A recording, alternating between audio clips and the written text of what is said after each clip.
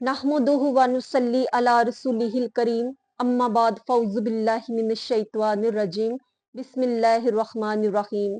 मोहतरम सामीनो नाजरीन अस्सलामु अलैकुम व रहमतुल्लाहि व बरकातुहू। अल्लाह अज़्ज़ व जल से दुआ है कि जहाँ रहें खुश रहें, आबाद रहें, हंसते और मुस्कुराते रहें।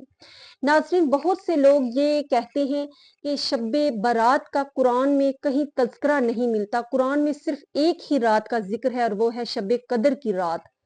और इस रात को, शब्बे बारात की रात को इबादत के लिए मखसूस करना, दिन को रोजा रखना, ये कहीं से साबित नहीं है।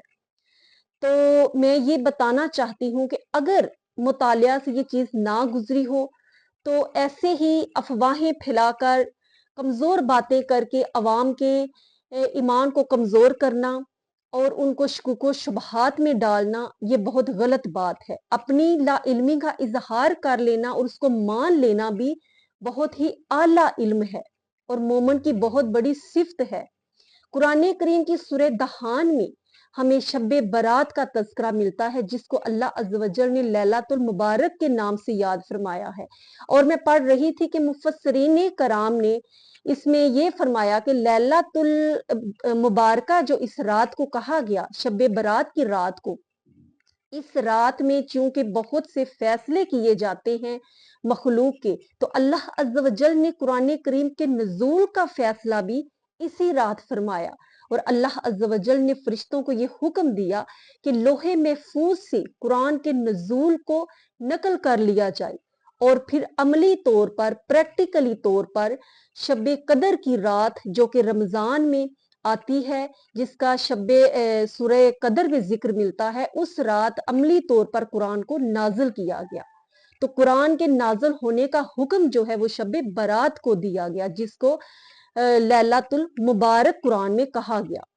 तो इसी तरह अहादीस में बहुत सी अहादीस जो हैं वो शब्बे बारात की फजीलत पर हमें मिलती है, जिसमें सुनन तिर्मिज़ी में 39 जो बाब है वो पूरा बाब ही इसी पर कायम किया गया। हजरत उर्वा रजी अल्लाह ताला अन्हो ने हजरत आयशा सिद्दीक़ा रजी अल्लाह ताला अन्हा से रवायत किया है कि आप फरमाती हैं कि एक रात मैंने देखा कि नबी पाक सल्लल्लाहु अलैहि वसल्लम अपने बिस्तर पर मौजूद नहीं है, तो मैं जल्दी से उठी और आपको तलाश करने के लिए बाहर निकली। और आपको तलाश करते हुए मैं जन्नतुल बकी में पहुंची, तो वहां पर नबी पाक सल्लल्लाहु अलैहि वसल्लम को इबादत में मशगूल देखा। तो हजरत आयशा सिद्दीक़ा रज़ी अल्लाह ताला अन्हा फरमाती हैं कि मुझे ये गुमान था कि हजूर सल्लल्लाहु अलैहि वसल्लम किसी और जोजा की तरफ ना चले गए हों। तो नबी पाक सल्लल्लाहु अलैहि वसल्लम के पास जब पहुंची तो अभी उन्होंने अपने इस इजहार, दिल के इरादे का इजहार नहीं किया था, लेकिन हजूर सल्लल्लाहु अलैहि वसल्लम ने अल्लाह अज़्ज़ व जल की अता से उनके दिली इरादे को बांध लिया और आपने फरमाया कि ए आयशा, क्या तुम ये समझती हो कि अल्लाह और उसका रसूल तुम्हारे हक में हक तलफी करेंगे? तो साथ ही अल्लाह अज़्ज़ व जल का लफ्ज इस्तेमाल फरमाया, सिर्फ ये नहीं कहा कि अल्लाह के रसूल तुम्हारे हक में हक तलफी करेंगे, साथ अल्लाह का लफ्ज भी इस्तेमाल फरमाकर ये बता दिया कि जब रसूल के हुक्म की हक तलाफी की जाए तो अल्लाह की नाफरमानी शुमार होती है।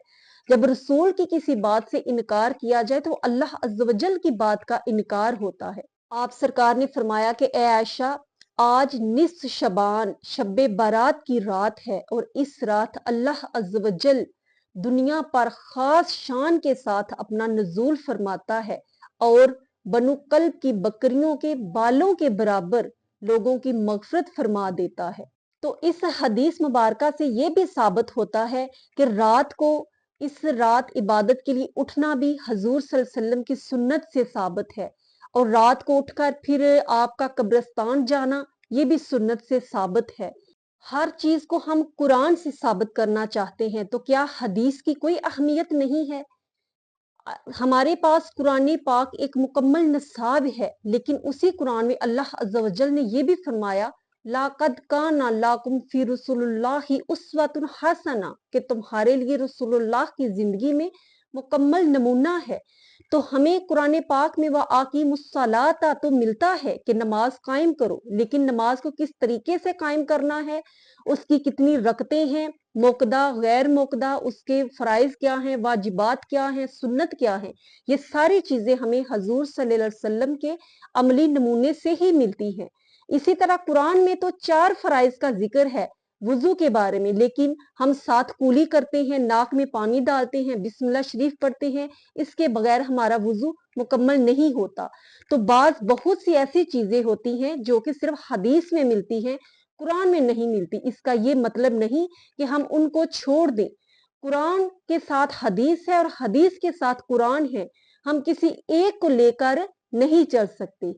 اور نبی پاک صلی اللہ علیہ وسلم نے فرمایا کہ میں تم میں 2 چیزیں چھوڑ کر جا رہا ہوں، جو ان کو مضبوطی سے پکڑ لے گا وہ کبھی گمراہ نہیں ہوگا۔ وہ کون سی 2 چیزیں تھی؟ ایک کتاب اللہ اور ایک حضور صلی اللہ علیہ وسلم کی سنت۔